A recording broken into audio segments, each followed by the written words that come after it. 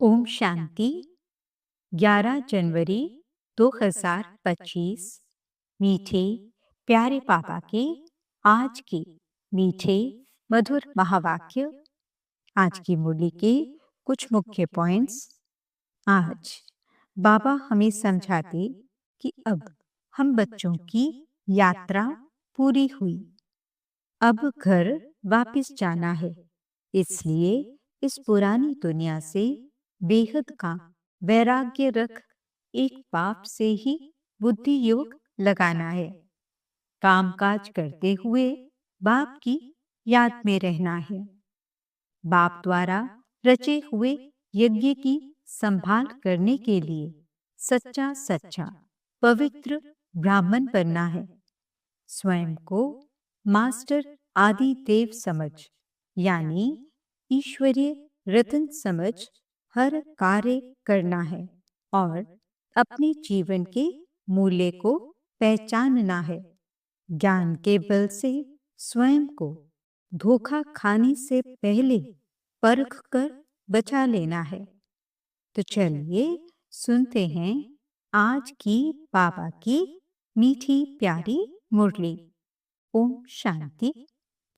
बाबा कहते, मीठे बच्चे, योग अग्नि के समान है जिसमें तुम्हारे पाप जल जाते हैं। आत्मा सतो प्रधान बन जाती है। इसलिए एक पाप की याद में यानी योग में रहो। प्रश्न: पुण्य आत्मा बनने वाले बच्चों को किस बात का बहुत बहुत ध्यान रखना है? उत्तर: पैसा दान किसे देना है, इस बात पर पूरा ध्यान रखना है। अगर किसको पैसा दिया और उसने जाकर शराब आदि पिया, बुरे कर्म किए, तो उसका पाप तुम्हारे ऊपर आ जाएगा। तुम्हें पाप आत्माओं से अब लेन देन नहीं करनी है। यहाँ तो तुम्हें पुण्य आत्मा बनना है। गीत: न वह हमसे जुदा होंगे। ओम शांति। इसको कहा जाता है याद की अग्नि। योग अग्नि माना याद की आग। आग अक्षर क्यों कहा है? क्योंकि इसमें पाप जल जाते हैं। यह सिर्फ तुम बच्चे ही जानते हो।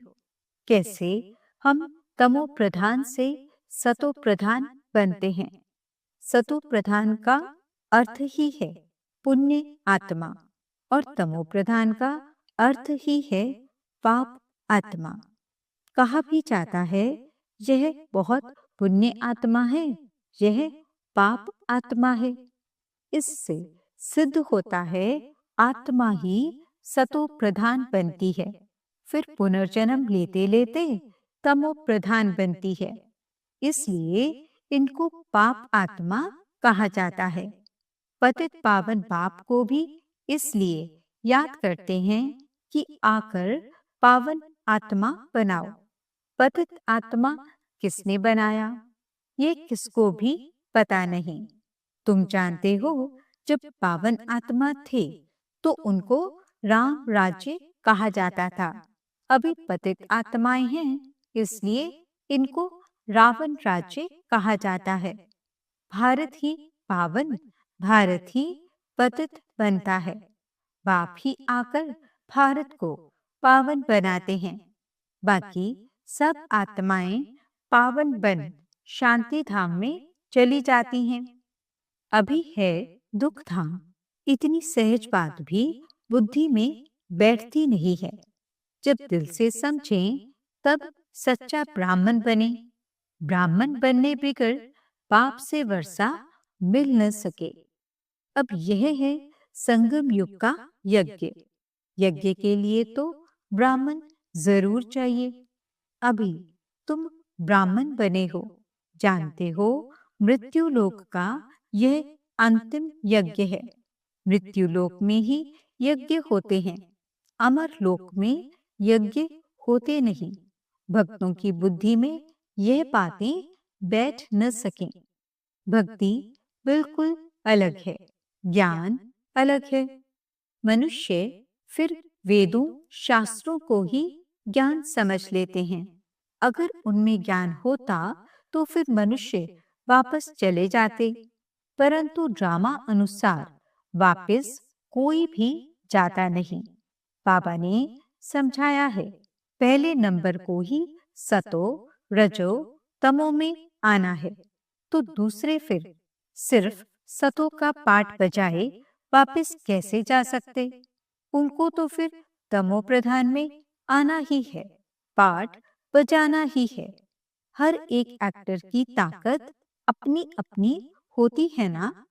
बड़े बड़े एक्टर्स कितने नामी ग्रामी होते हैं। सबसे मुख्य क्रिएटर, डायरेक्टर और मुख्य एक्टर कौन है? अभी तुम समझते हो, गॉड फादर है मुख्य, पीछे फिर जगत अम्बा, जगत पिता, जगत के मालिक, विश्व के मालिक बनते हैं। इनका पाठ जरूर ऊंचा है, तो उनकी पे यानी पगार भी ऊंची है। पगार देते हैं बाप, जो सबसे ऊंच है। कहते हैं, तुम मुझे इतनी मदद करते हो तो तुमको पगार भी जरूर इतनी मिलेगी। बैरिस्टर पढ़ाएगा तो कहेगा ना, इतना ऊंच पद प्राप्त कराता हूँ तो इस पढ़ाई पर बच्चों को कितना अटेंशन देना चाहिए। गृहस्थ में भी रहना है, कर्मयोग संन्यास है ना। गृहस्थ व्यवहार में रहते सब कुछ करते हुए बाप से वर्षा पाने का पुरुषार्थ कर सकते हैं। इसमें कोई तकलीफ नहीं है। काम काज करते शिव बाबा की याद में रहना है। नॉलेज तो बड़ी सहज है। गाते भी हैं, हे पतित पावन आओ, आकर हमको पावन बनाओ।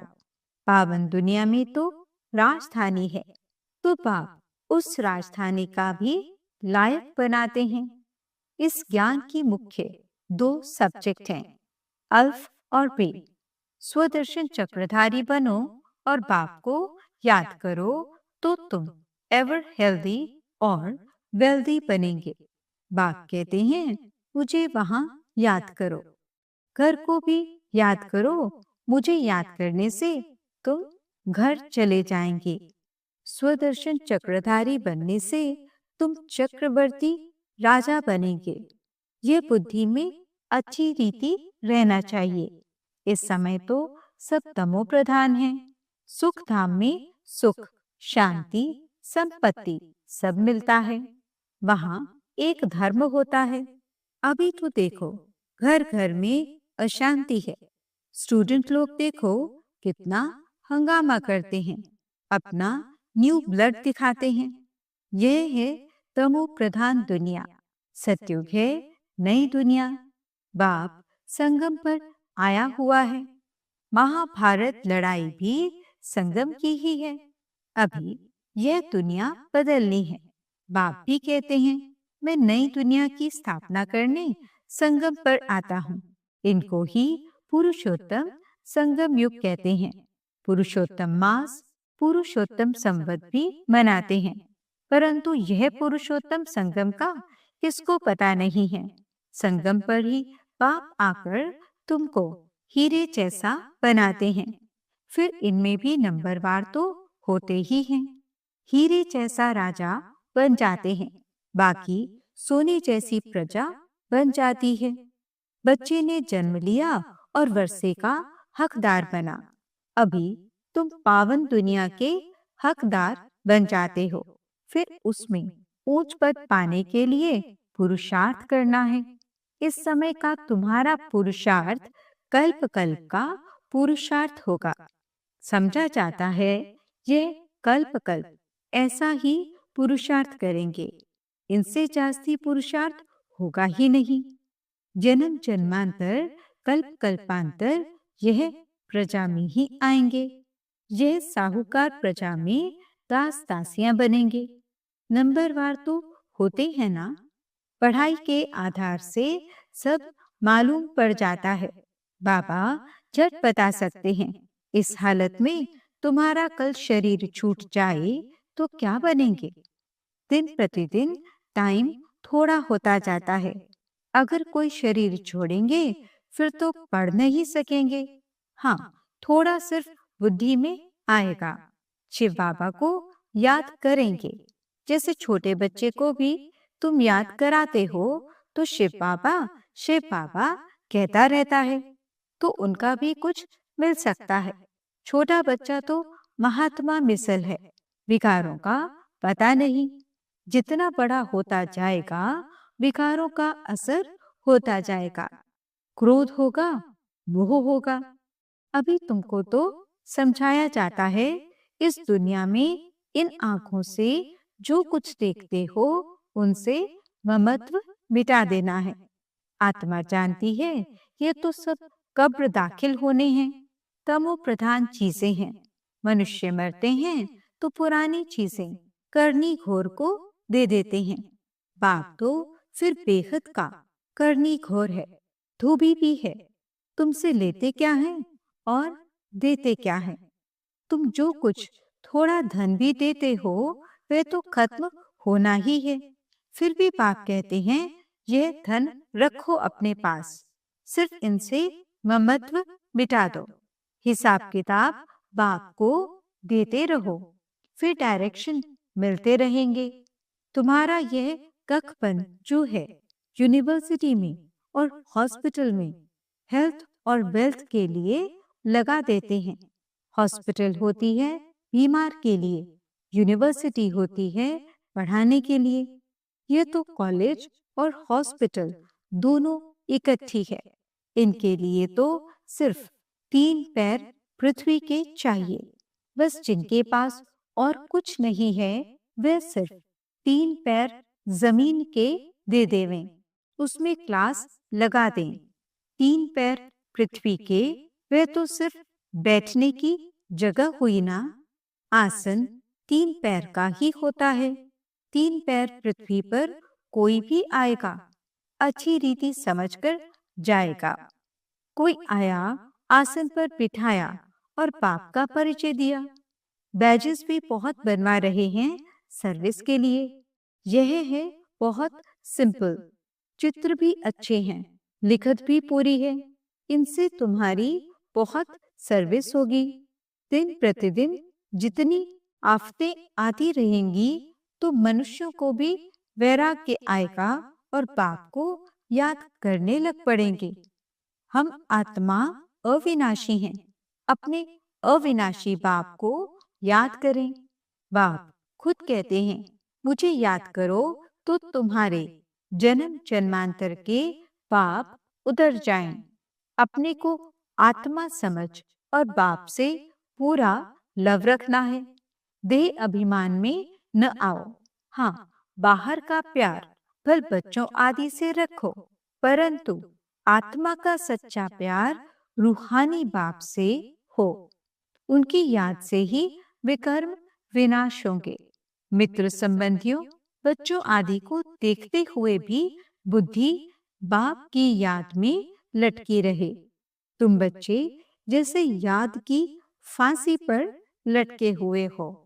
आत्मा को अपने बाप परमात्मा को ही याद करना है। बुद्धि ऊपर लटकी रहे। बाप का घर भी ऊपर है ना। मूल वतन, सूक्ष्म वतन और यह है स्थूल वतन। अब फिर वापस जाना है। अब तुम्हारी मुसाफिरी पूरी हुई है। तुम अब मुसाफिरी से लौट रहे हो तो अपना घर कितना प्यारा लगता है। वह है बेहद का घर। वापस अपने घर जाना है। मनुष्य भक्ति करते हैं घर जाने के लिए, परंतु ज्ञान पूरा नहीं है तो घर जा नहीं सकते। भगवान पास जाने के लिए अथवा निर्वाण धाम में जाने के लिए कितनी तीर्थ यात्राएं आदि करते हैं, मेहनत करते हैं। सन्यासी लोग सिर्फ शांति का रास्ता ही बताते हैं, सुख धाम को तो जानते ही नहीं।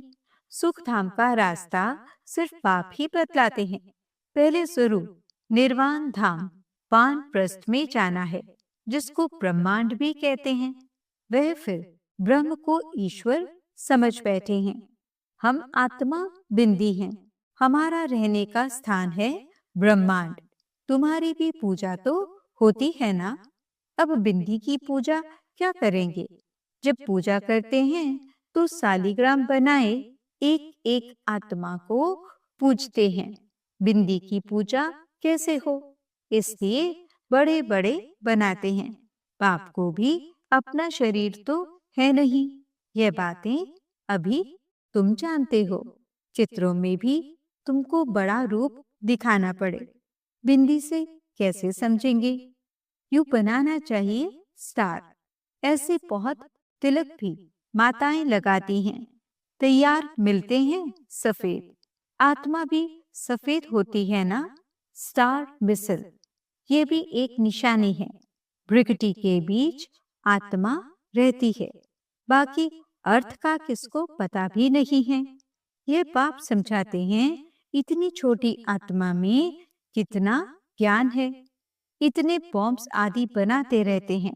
वंडर है, आत्मा में इतना पाठ भरा हुआ है। ये बड़ी गुह्य बातें हैं। इतनी छोटी आत्मा शरीर से कितना काम करती है। आत्मा अविनाशी है। उनका पाठ कभी विनाश नहीं होता है, न एक्ट बदलती है। अभी बहुत बड़ा झाड़ है। सतयुग में कितना छोटा झाड़ होता है, पुराना तो होता नहीं। मीठे छोटे झाड़ का कलम अभी लग रहा है। तुम पतित बने थे, अब फिर पावन बन रहे हो। छोटी सी आत्मा में कितना पाठ है। कुदरत यह है, अविनाशी पाठ चलता रहता है। यह कभी बंद नहीं होता। अविनाशी चीज है, उसमें अविनाशी पाठ भरा हुआ है। यह वंडर है ना।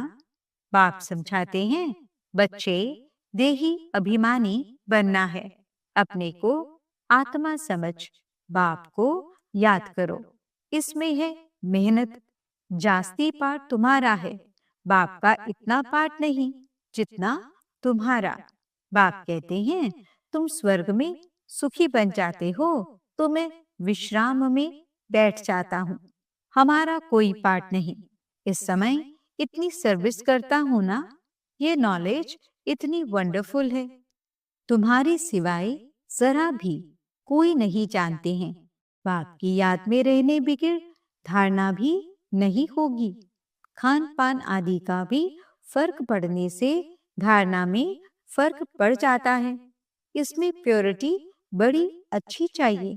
बाप को याद करना बहुत सहज है। बाप को याद करना है और वर्षा पाना है। इसलिए बाबा ने कहा था, तुम अपने पास भी चित्र रख दो। योग का और वर्षे का चित्र बनाओ तो नशा रहेगा। हम ब्राह्मण सु देवता बन रहे हैं, फिर हम देवता सु क्षत्रिय बनेंगे। ब्राह्मण हैं पुरुषोत्तम संगम युगी।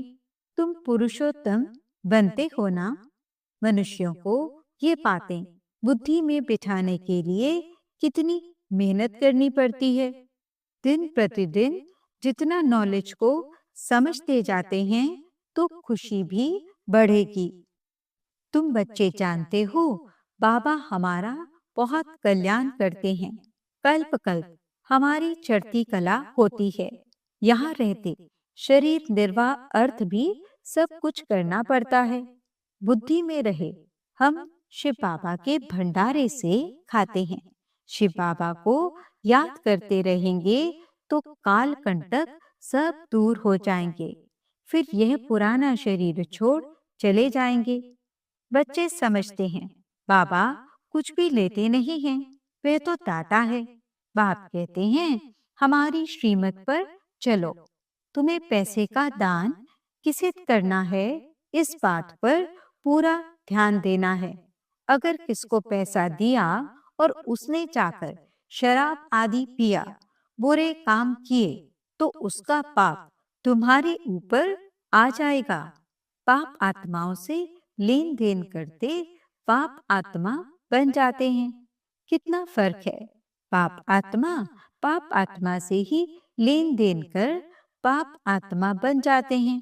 यहाँ तो तुमको पुण्य आत्मा बनना है, इसलिए पाप आत्माओं से लेन देन नहीं करनी है। बाप कहते हैं कोई को भी दुख नहीं देना है, कोई में मोह नहीं रखना है।